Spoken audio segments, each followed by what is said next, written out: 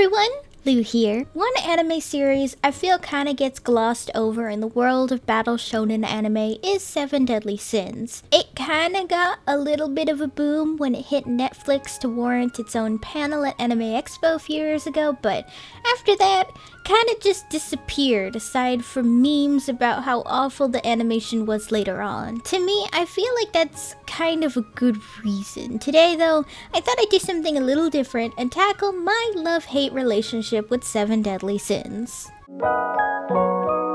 For those who need a reminder, Seven Deadly Sins, or Nanatsu no Taizai, is a manga series created by Nakaba Suzuki on October 10th, 2012 to some pretty well-received success. However, he has been wanting to make this unique fantasy story since 2004 when he wrote a pilot called The Seven Stories that contained major prototypes for several characters such as Meliodas, Elizabeth, Merlin, and Gother. He's actually been writing manga since 1999, but only Seven Deadly Sins has really been his huge rise to fame. I've heard some rumors though that he also wrote some hentai under a pen name at some point. I honestly don't know if that's true, but hey, the dude writes some pretty fan service heavy works, so I wouldn't be surprised about that, that's all I'm saying. Seven Deadly Sins would become popular enough that an anime adaptation would follow 2 years later on October 5th, 2014 to some pretty well-received hype online. Many communities in particular praised the world for exploring different fantasy creatures besides elves and making a very unique spin on the tales of King Arthur. However, as the series went on, it slowly fell into obscurity, whether it was because its American release was chained to Netflix, and we all know how awful Netflix is at making shit actually stick on its platform due to its binge culture practices, or the series just kinda ran its course after a while. This is all other people's opinions, of course, and this video is about my personal opinion. This isn't so much of a review as it is me basically doing what I did in my old Mystic Messenger video where I kinda just talk about what I love and hate about the series. One thing though, due to copyright specifically from Netflix, I can't really show any clips. I know that's boring and it sucks, but I'd rather not get my channel taken down due to copyright or have this video blocked worldwide, so I'm gonna have to ask y'all to bear with me while I show some gameplay while I talk. Also, you know, major spoilers for the series if you haven't seen anything past season 1, so I don't recommend watching this video if you haven't. But if you have, let's get started. Hate. Meliodas and Elizabeth suck as characters. I think most tend to agree with me on this, but Meliodas and Elizabeth honestly suck ass as main characters we're supposed to root for. Meliodas comes across as way too OP, his personality is inconsistent as hell, and honestly comes across as more selfish than selfless, if that makes sense. I mean, when something dangerous happens, he's not worried about it because innocent people are getting hurt. He's worried because his waifu is a ticking time bomb ready to die and get reincarnated again for the millionth time. Even when he says he fights for his friends, we've seen time and time again that he will actively throw hands into danger solely to protect Elizabeth. Hell, the whole fucking reason Meliodas is in the mess he is because he literally abandoned his family and friends for Elizabeth. I mean, sure, his relationship with Zeldris wasn't that great, and he was doing some really shitty things. But geez, you're gonna pick a girl you met 20 minutes ago over literally all your friends you've known for thousands of years? Then again, the timeline of how long Meliodas and Elizabeth knew each other is super inconsistent. Like, they make it sound like 3 months, and then other times thousands of years, so who the hell knows how long they were actually dating before they were punished? Not to mention he is like genuinely a bad friend and brother. He pretty much gaslights his friends multiple times despite knowing full well his situation is technically better off than theirs. Like, not everyone can just shrug off their shit because one is immortal and the other has eternal reincarnation.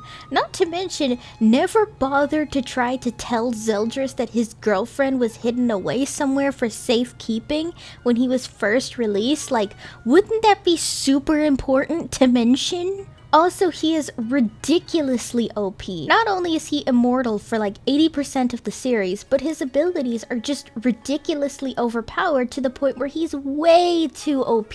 At that point, why the hell does he even need anyone else when it's very clear Meliodas doesn't even need their help half the time because of his plot armor. As for Elizabeth, she is honestly a terrible female lead for 3 seasons. The first 3 seasons, she rivals Sakura from Naruto and Taya from Yu-Gi-Oh! In the most useless female lead in a shonen anime. Don't get me wrong, I like Elizabeth a lot more than Meliodas because I do think she is nicer, but damn, is she selfish as fuck and stupid as fuck, just like Meliodas. I don't know if it's because of her curse or whatever, but Elizabeth has a really shitty habit of throwing herself into danger and giving Meliodas a fucking heart attack for the millionth time. And I know she loves her friends and wants to stick up for them, but the woman didn't even know she had magical powers in the first season. Not to mention, she does that awful thing of what I call cheerleader girlfriend, where she kind of just sits on the sidelines like a damn spectator instead of like, I don't know, calling for backup. I don't know, I always found that sideline cheerleader thing that female characters in shonen are left to is just really annoying. Not to mention, she's just as bad of a friend as Meliodas as soon as she gets her memories back. As soon as she does, she literally throws them all into danger and feeding them to the wolves solely to protect Meliodas. Hell, when Meliodas goes evil or something, she doesn't make a pact with Ladociel because she wants to protect the kingdom of Leonis. She's doing it because of Meliodas. I mean, she literally explains this very thing to both Deanne and Elaine, so it isn't shocking, really. Her personality, although sweet, is hard to feel like she's fleshed out due to her backstory. Because she's reincarnated so many times, and it's never fully explained if the first Elizabeth is reborn after her memories come back, we don't actually know which Elizabeth we're even watching anymore. Are we seeing the Elizabeth of Leonis? Or the goddess Elizabeth? Like, the Elizabeth we watch in the beginning ceases to exist and then just kind of fused with the first Elizabeth? Like, that is so damn confusing. Who the hell even is our protagonist? Also, like, kinda derailing, but not really. Her curse is also really inconsistent. Multiple fights take place way longer than 3 days, so unless Elizabeth's curse was kinda jammed, she should have been dead pretty much as soon as she came to Camelot at that point. Though I will give props that I like Elizabeth a lot more in the final season. I mean, she still has all the flaws above, but my gosh, at least she can hit someone away, even if her personality at that point is extremely inconsistent. Overall, Meliodas and Elizabeth are all the parts we criticize about Romeo and Juliet. I mean, I guess technically minus the age difference because, like, weird immortal shenanigans there, but still. Love the entire supporting cast. When I say I love the supporting cast, that is a massive understatement. Each of the supporting cast, yes, even Merlin to some extent, is so incredibly well written that maybe it honestly throws Elizabeth and Meliodas into the trash bin. I absolutely love the exploration of Deanne's loneliness and pacifist nature, Gother exploring human emotions, Merlin basically trying to find purpose in a world she doesn't feel loves her, King trying to be an actual king, and even Mael for basically coming to terms with the fact that he was forced to kill his own friends under Demon Gother's mind control. It's sort of weird, because while Meliodas and Elizabeth suffer from plot armor and basic bitch syndrome, everyone else is wonderfully well written. Maybe Nakaba is just one of those writers where he's not that great at main characters, but is really damn good at supporting characters? I don't know if that's an issue, but I've seen it in other shows. Technically My Hero Academia as an example, even though I actually do like Deku as a lead. If I can derail for a second and give some major praise, I think Nakaba would be really good at writing for a visual novel because his writing style is so damn good when it comes to supporting characters in general. I can see him writing a visual novel and making really compelling love interests or even just side characters. But anyway, back to what I was talking about. In particular, and I think it's obvious if you've been on this channel long enough, which, by the way, if you're new here, then please consider subscribing where I talk about cool anime and stuff all the time. Bon is clearly my favorite character. You can't give me a hot, tall, smug guy with a tragic backstory and expect me not to love them. Bon in general is just a wonderful character. I love how he's a lot more honest, that he can be selfish and greedy sometimes, but also genuinely actually shows his love to his friends and Elaine. Like, feel free to send me essays in the comments debating this, but Elaine and Bon have a better love story than Meliodas and Elizabeth. The thing about Bon and Elaine is that we see them meet, we see them talk, and we watch them begin to fall in love with each other. Counting the OVA on top of what we see in the first season, it's pretty fleshed out. Hell, even when Elaine is revived, we still see how much they deeply love each other. Although we don't see Elaine much, because to be honest, I don't think she has much to do with the plot anyway, but we see she can hold her own pretty damn well, aside from the whole shitty death curse thing to deal with for a while. I mean, she can literally cause tornadoes, and that's pretty cool. The same goes for King and Deanne too. We see them meet, fall in love with each other, lose each other, and fall in love twice after that. If you didn't gasp when King proposed similar to Will Turner in Pirates of the Caribbean, then damn, y'all just hate cool couples, I guess. Hell, even Gother and Naja was really awesome to see. Gother is another one of my favorite characters, and I love robotic characters learning to be human, so watching him fall in love and then pretty much break himself trying to process grief is actually a really fascinating thing to watch. And of course there is the almighty Escanor, another one of my favorite characters. I love the duality of Escanor, how he's extremely arrogant but charming during the day and incredibly shy but really sweet at night. That's such a fascinating character explanation, and I love near the end of his life where you see both sides of himself beginning to fuse together as he shows he doesn't have much time left. Even Meliodas' brother of Zeldris is more fleshed out than his own brother. We see him fall in love with a woman named Gelda who is a vampire, automatically making her cool if you ask me because, you know, my deep love of vampires. I mean, Zeldris is just an angst Meliodas, but geez, I'd rather have angst McGee learn to be a tsundere for the millionth time than a titty grab. A final character I want to talk about is Mael and how we were robbed of more screen time with him, at least in the main series. At the time of this video, I haven't seen the final movie yet, but you guys know I'll probably see it by the time this video goes up, so...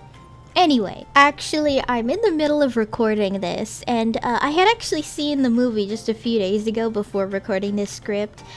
Mael still had no fucking screen time, so again, we are robbed of a very good character.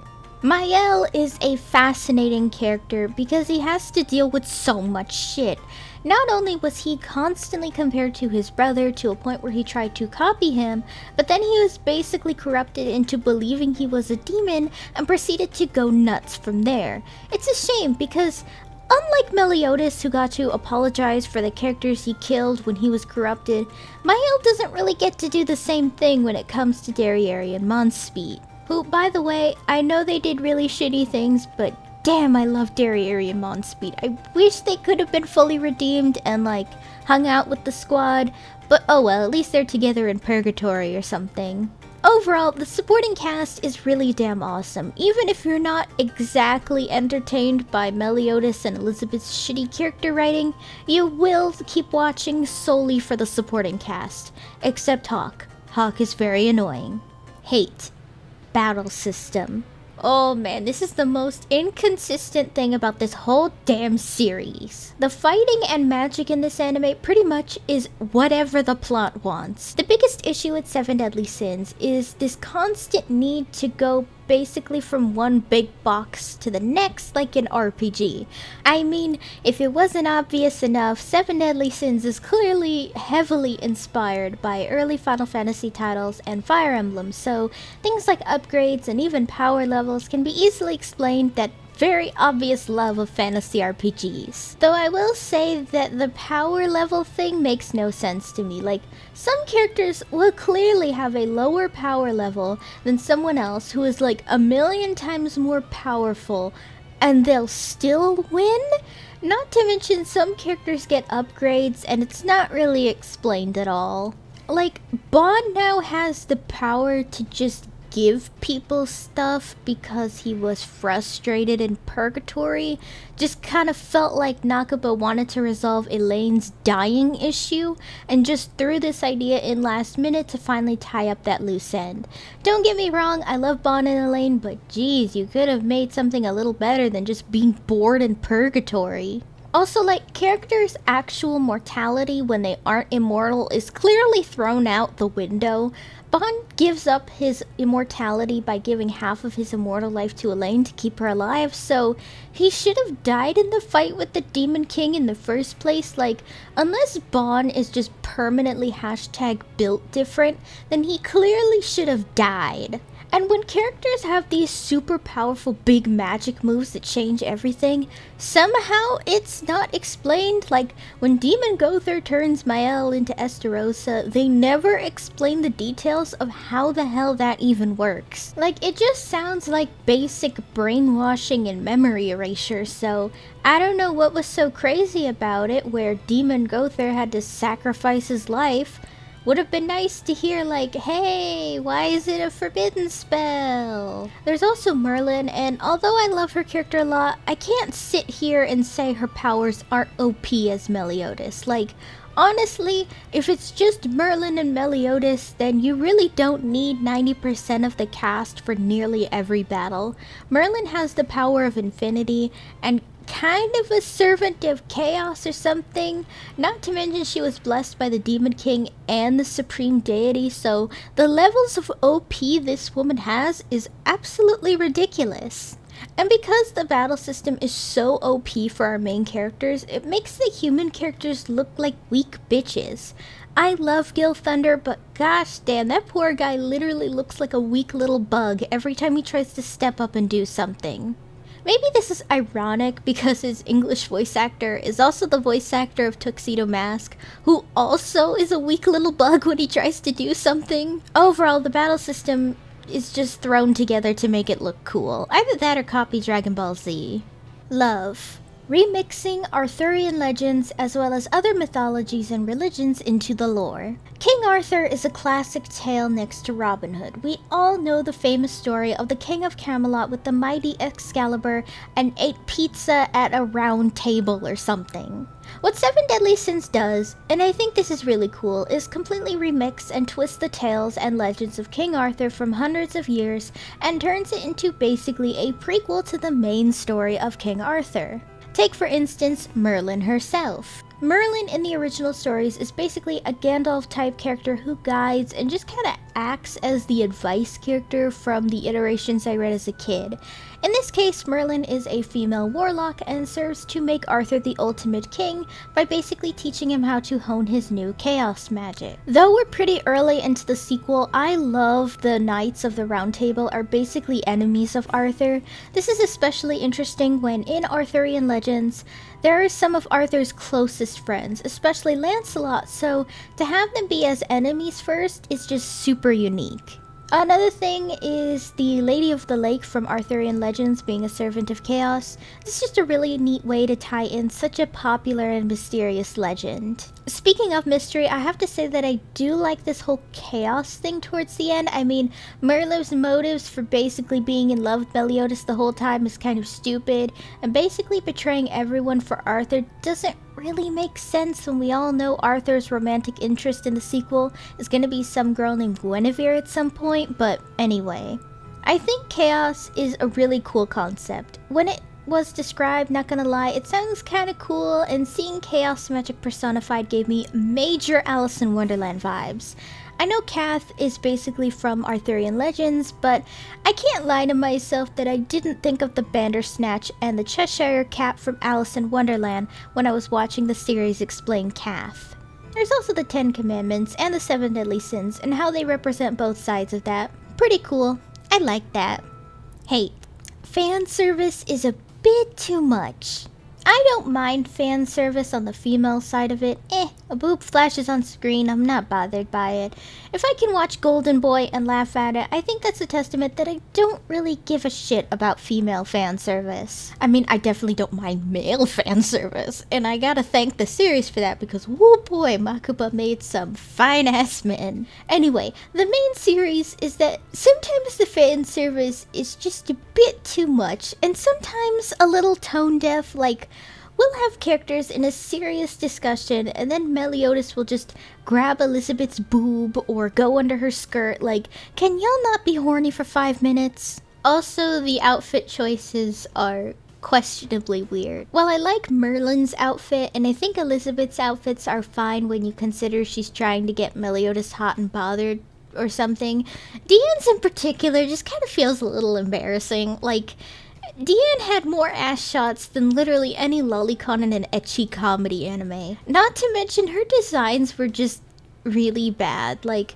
Diane, I love you, but what the fuck is this orange leotard with studded armband thingies? No offense, but like, considering the other giants in the series look pretty cool and stylish and well designed, Diane's outfits are just bad.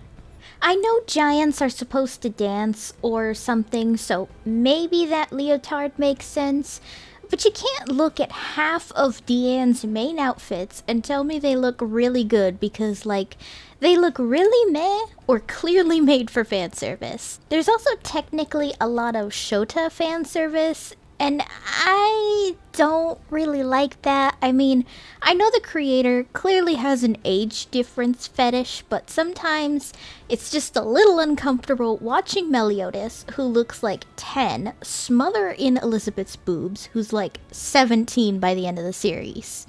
Before getting married anyway. I'd say lolicon too, but I don't really consider Elaine to be a lolly, solely because, like, as a short woman myself, I just view Elaine as being really tiny because she's a fairy. Because, like, the internet just loves to forget that short people exist, so maybe it's less of a Shota and lolly trope, and more like just a short people fetish trope. Though there is definitely some suspicious lolly shit with Merlin since she's technically a little girl who transforms her body into an adult. There's also just this weird trope of characters meeting their wives or husbands as children when they're adults. Like, it's weird and comes across as borderline raising my wife trope. Overall, I really could have gone without some of the fan service. Again, I don't hate fan service in general, but damn, at least tone it back a little or think about the damn tonal whiplash that'll happen from the fan service. Final thoughts. Seven Deadly Sins is a good-ish series. It's weird because, like, I do genuinely really like it. I love Bon, Gother, Mael, and many other characters, and I love watching their character arcs and plot twists that are genuinely enjoyable. I will also say that it doesn't overstay its welcome either. It's only 4 seasons and a couple movies. I mean, also a sequel that's on the way, but each season is pretty short at only 24 episodes, compared to the usual 52 a shonen of its type would usually have. It does follow a lot of issues I've always had with Dragon Ball in that the main character is insufferable, some characters are way too OP, and the power level thing is just a really stupid way to force in an invisible strength meter. But at least there are multiple characters I like, whereas with Dragon Ball, I only really like Vegeta and Trunks from what little I remember of it. It's not a bad series. I mean, visually it's bad. We've all seen how bad Season 3's animation gets with that one scene when Meliodas is laying in bed and he looks like one of those grow-a-baby toys from the dollar store, and it kinda doesn't really improve after that, so trust me, the animation is often really off and yikes after Season 3. But I mean, it's not a bad watch. It's just something I genuinely hold a love-hate relationship with. Like, I really do love it, but damn do I hate some parts too. That'll be it for this video though. You guys let me know down below what you think of this video. If you guys have an anime you have a love-hate relationship with, I'd love to know, and if you guys want me to do another video like this where I have a love-hate relationship with a certain anime series or video game or even character, let me know down below.